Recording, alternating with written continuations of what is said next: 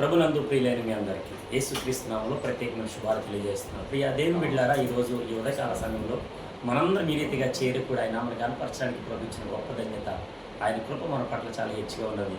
So ఈరోజు మేమందరం ఈ రీతిగా దేవుని నామను కనపరచడానికి ఆయన కృప కారణమని మీ అందరూ జ్ఞాపకం చేస్తున్నాం. ప్రియ దేవుని బిడ్డలారా, పరిశుద్ధ గ్రంథంలో రాయబడిన ఒక మాట మీద జ్ఞాపకం చేసుకుంటాం. చదవండి.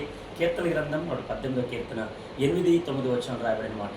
మనుషులను నమ్ముకున్నటి కంటే యెహోవాను ఆశ్రయించడం మేలు, రాజులను నమ్ముకున్నటి కంటే యెహోవాను ఆశ్రయించడం మేలు. ప్రియ దేవుని బిడ్డలారా, ఈరోజు మనందరం కూడా ఎవరిని ఆశ్రయిస్తున్నాం? ఎవరు మనకి ఆశ్రయం? ఈరోజు మనందరం దేవుని యొక్క నామాన్ని ఆశ్రయించగలిగితే, ఆయన గొప్ప నామాన్ని స్తుతించగలిగితే, మనుషులు కాదు, రాజులు కాదు, బంధువులు కాదు, స్నేహితులు కాదు, ఈ లోకపరమైనటువంటి వారందరూ ఎవరు ఉన్నా లేకపోయినా మన నజరేయుడని యేసుక్రీస్తు మనకున్నాడు అనేటువంటి నిశ్చయత మనకు ఉండగలిగితే పరలోక రాజ్యం ముందు మనకు స్థానం ఉన్నదనే విషయాన్ని మీతో జ్ఞాపకం చేస్తున్నాను. ఏదేమి వెళ్ళారా, యేసు ప్రభు నమ్ముకోవడానికి లేట్ చేయొద్దు, ఆలస్యం చేయొద్దు.